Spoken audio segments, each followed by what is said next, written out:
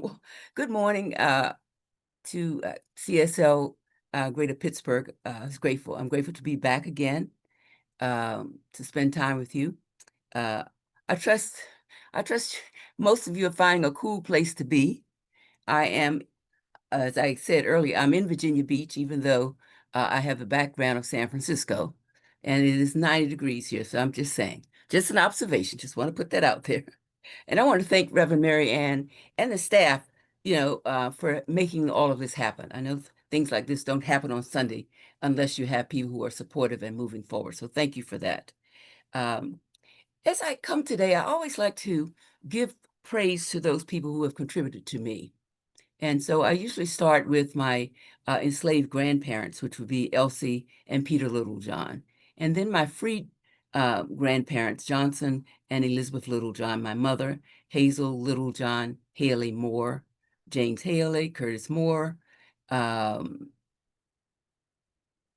James and Maddie Littlejohn, and my paternal father, Andrew Creighton. So all of these people in some way contributed to me so that I can be here today to do what we get to do. So thank you for giving me an opportunity to acknowledge them. Uh, my title for today's session is Activating Your Inner Apps. And so another way of saying that is activating your inner applications. Uh, Another way of saying it is changing your thinking to change your life. So that's my intention. So I always like to start off with some of my circumstances that contributed to this, because I could tell you about a lot of other people, but I tell you I know more about this person than anybody else. So I usually try to start off with sharing you some of the things that has me have this topic and how it has evolved in my life. So it feels like breathing is a good thing. I don't know why.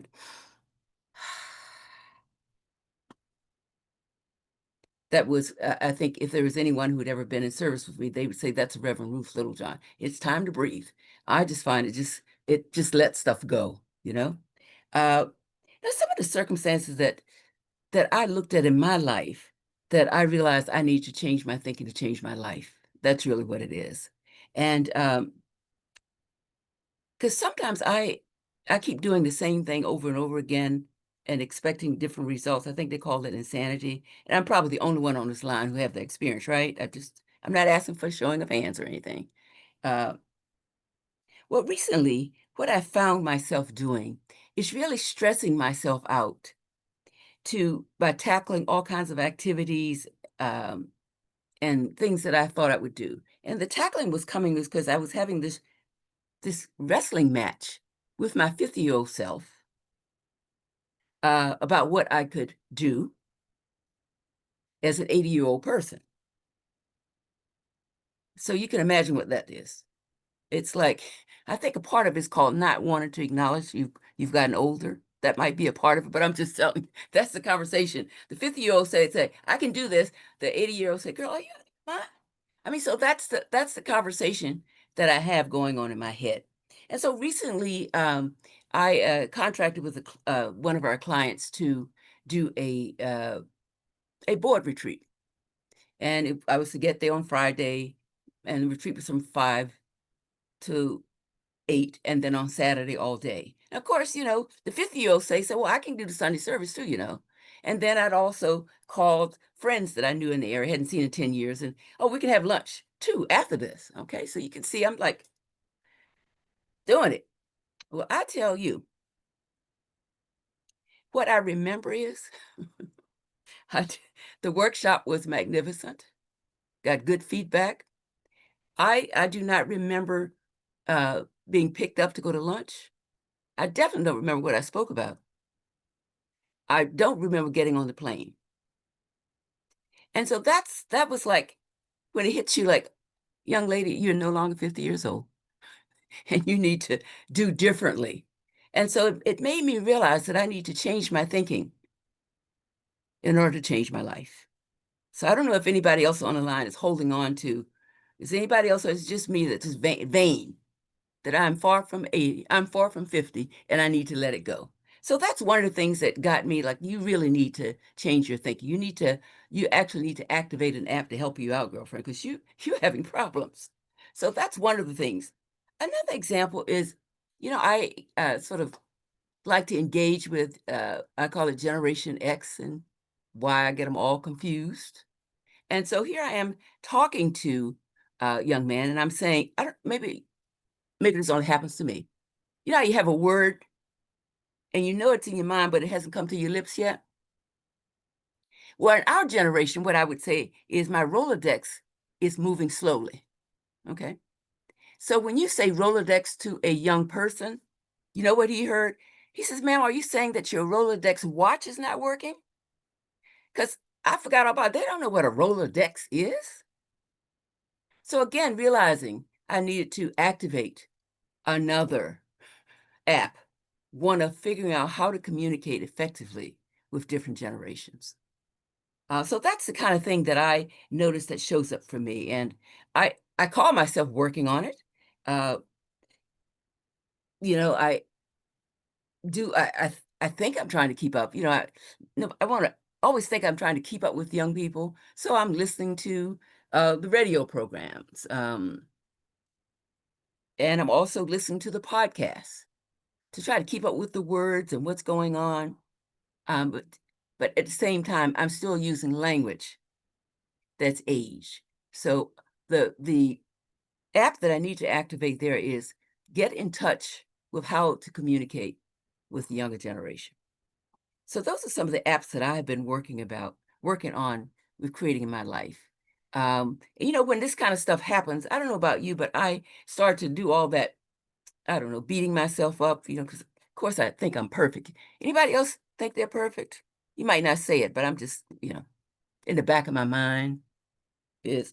And so one of the things is that I keep saying to myself, but I used to be able to do those workshops and do all that stuff, and it worked fine. What's wrong? What's going on? And I talk to my great nephew, so I don't understand why I can't talk to young people. So I start, rationalizing is what I think that's what they call it. Am I the only one that does that? Anybody else up here? I might be speaking to the wrong audience, and I'm not saying, I always want to make sure I'm speaking to the right people when we do this. And so those are the things that make me get clear that I need to. I call it activating an app, but what we call it is change my thinking to change my life. That's really what it is, if we break it down in terms of doing that. So let's talk about some ways to do that. What I've found is that I think about uh, I think about the work that Dr. Holmes have shared with us, because back in the day, I'm sure they had the same kind of thing. So when I think of Dr. Holmes, it's good news that he tells us you and I are the first person. We are not the first person to struggle with change. He reminds us that we're surrounded by a spiritual presence that responds to our word. So all of these things are helping me. Okay, okay. Do you remember that? How many classes did you take? Don't you remember that? The good news that Dr. Holmes reminds us that each is only a measure of our imagination. In other words, I can do anything to the degree that I can imagine it. The good news is that Dr. Holmes reminds us that there's a creative universe that flows through each of us. And Reverend Elizabeth, um, who is from the Coastal Center, CSL, reminds us our daily lives are a tapestry of habits, often running on autopilot. And I know autopilot, I don't know about you, guiding our actions unconsciously. By unconsciously reshaping these patterns, we unlock the potential for profound personal and spiritual growth. So all of these, I've been exposed to all of this learning and teaching, and I trust you have too. Um, we listened to Howard Thurman telling us, don't ask what the world needs, ask what makes us come alive, because what the world needs are people who will come alive. So all of this good knowledge I have as I'm thinking about how do I activate a new uh, way of being. The good news is that Holmes reminds us that each of us is an outlet to God and an inlet to God, and that we showed up here fully equipped. When I think of that, it reminds me, if you ever, I'm sure you, when you buy houses and they say it's all wired for everything, Anybody had that? Yeah, and that's the same thing. We came here wired for everything. And so as I think about that, okay, so you wired for everything. What are you going to do with it? And what I realized that there are some things that I haven't used. Now you guys probably reminded that I'm sure Reverend Mary Ann says that what our commitment is to change our thinking, to change our lives. So these are all the stuff that you and I have circling around us, Ernest Holmes and Reverend Mary Ann and all of these people. And so that's the data that we have to use. So you're probably wondering, well, Reverend Ruth, so what? Now what, right? We don't went through all this, so what now? What? So I want to, how many of you have cell phones? Just about everybody has a cell phone, okay?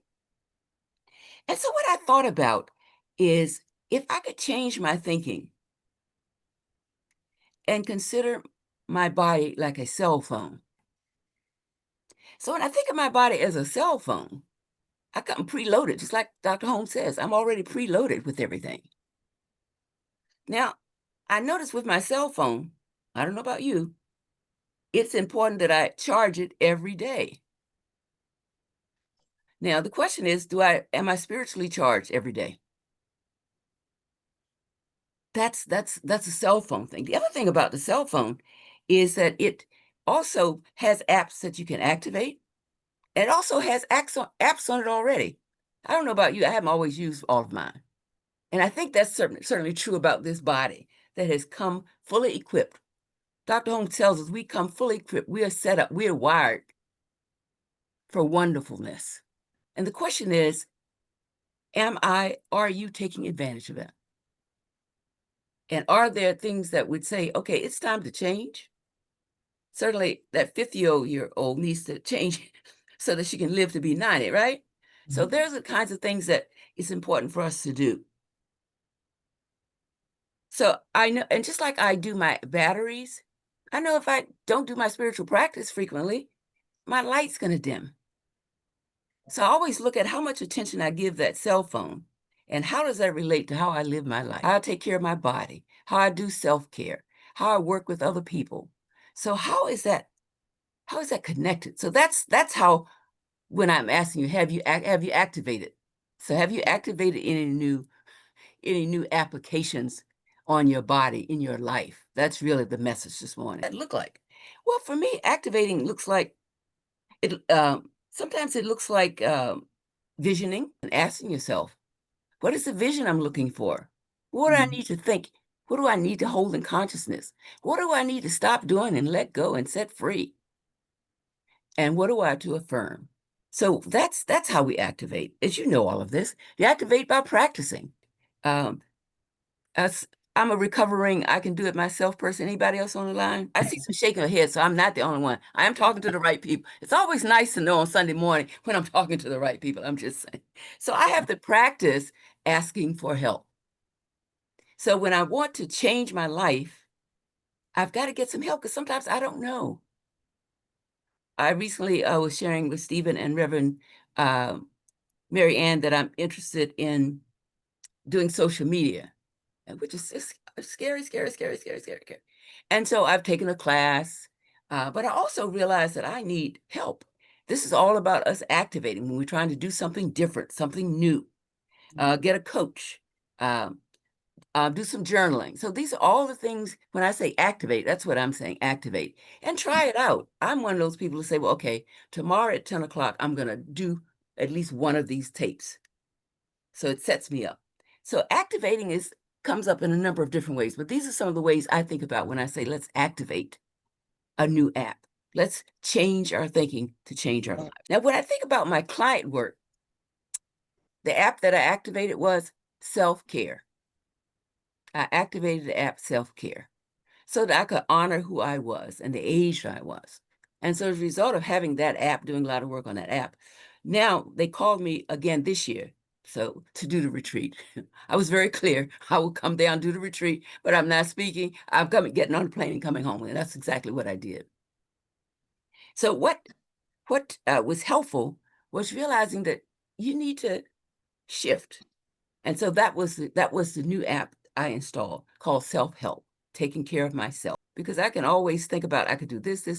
No, no, no, no. So that self-care has helped me to actually put on my calendar, rest. You know how you go away and you come back and like, well, I said, no, no, no, no. Put on your calendar. Monday and Tuesday is rest, called changing my thinking, right? Change my life. It's activating another app. So apps are, so what, I guess the question is, what apps are you willing to activate? What are you willing to plant? You know, where in your life are you saying, okay, I'm tired of doing this. I need to do something different. Dr. Holmes has already told us that we become loaded with everything, and our minds gives us the opportunity to create new. And so we have all we need to do it. The question is, am I willing to let those old apps go? That really is the question. So we imagine our lives would be like if we had more time to activate more apps. Think about it. What would our lives be like if I was able to activate more apps and frequently change? What would that be like? How would my self-care be impacted? How would my relationships be impacted? Well, how would my spirituality be impacted if I took as much care of my cell phone battery as I take care of my own spiritual development? Because, you know, I don't know about you, I go into panic when I see my batteries down to 30%. So just realizing how committed we are to this magnificent tool. Some of us can't move without it. It's amazing. Honestly, it is amazing. And it hasn't always been here. You talk to some generations about, I have a landline. The young man said, you got a what, Miss Littlejohn? A landline? What does that look like? So again, realizing in different generations. So imagine the impact of us opening more apps on our family, on the center, on the teenagers, on the community. So again, just reminding us that Dr. Holmes tells us we came here fully packed. We have everything we need. It's like a house that comes with all the outlets. You know how you get a house that has all the outlets set up for everything. All we have to do is plug it in, call the people. That's how we are. It feels like a walking miracle that I'm not always taking advantage of. Is it just me? I'm just saying. So my point this morning was really to remind us of what I'm sure Reverend Mary Ann reminds you of, that all we have to do is to change our thinking, to change our lives. This is our message. This is the opportunity. And hopefully if we started, my goal was, how can I think about it differently? And so my message this morning has really been to talk to you about activating your apps. We've talked a little bit about how to do that. I've given you some examples of how it has worked for me. Well, let me not lie, how it is almost working for me.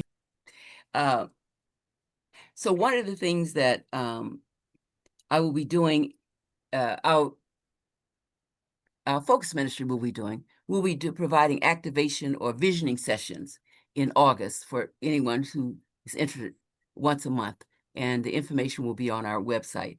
Because I am concerned that right now we are sometimes stuck, like what to do. Things are horrible. What do I do? What do I do? And we all have apps for all of that.